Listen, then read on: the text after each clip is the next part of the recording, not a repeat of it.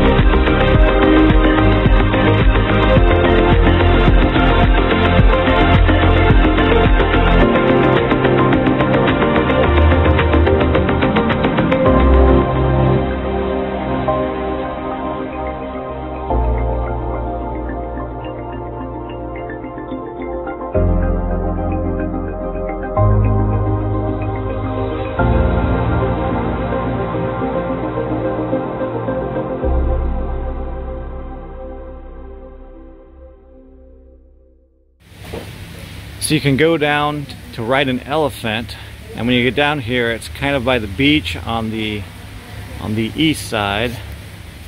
This particular one has elephant rides, 30-minute for 600 baht, and it goes up from there.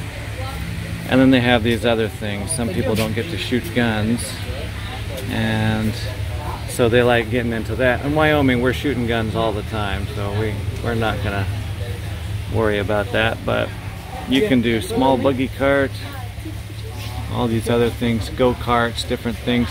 But of course, for me, I've never ridden on an elephant, so that's gonna be the thing to do. So we're riding on an elephant, and this is what it looks like to put your feet on an elephant. And there's its ears flopping around.